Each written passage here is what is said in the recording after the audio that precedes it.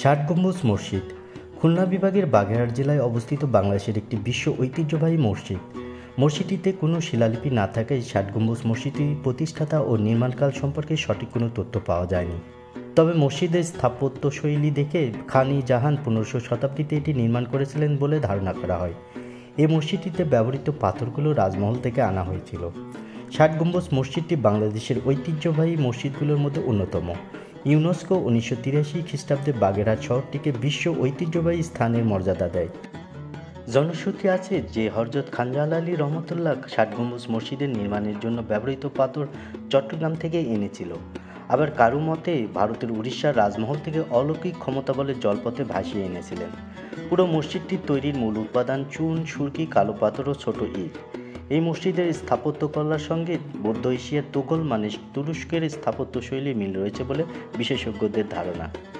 মসজিদটিতে উত্তর দক্ষিণের বাইরের দিক থেকে প্রায় 160 ফুট ও ভেতরের দিক থেকে প্রায় 143 ফুট লম্বা এবং পূর্ব পশ্চিমের বাইরের দিক থেকে 104 ফুট ও ভিতরের দিক থেকে প্রায় 88 ফুট চওড়া। দেয়ালগুলো রয়েছে প্রায় 8.5 ফুট পুরু। ষাট গম্বুজ মসজিদের গম্বুজের সংখ্যা মোট 81টি।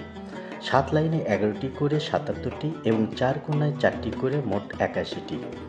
দক্ষিণ পূর্বের কোণের বুরুজটির ভিতর দিয়ে উপরে বা ছাদে ওঠার সিঁড়ি আছে, এর নাম রওশন কোঠা। আর উত্তর পূর্ব কোণের বুরুজটি দিয়েও উপরে ওঠার সিঁড়ি রয়েছে, যেটি আন্দার কোঠা নামে পরিচিত। ষাট গম্বুজ মসজিদের নামকরণ সঠিক ইতিহাস নিয়ে রয়েছে মতভেদ।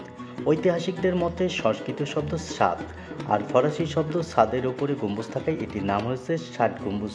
আবার কারো মতে মসজিদের অভ্যন্তরে 6টি সারিতে মোট 10টি করে 60টি পাথরের খাম্বার উপরে মসজিদের ছাদ নির্মাণ করা হয়েছে, আর এই জন্যই এর নাম হয়েছে ষাট গম্বুজ। আবার মসজিদের ছাদ সমতল নয়, এটি গম্বুজ আকৃতি, সেই থেকেও মসজিদটির নাম ষাট গম্বুজ।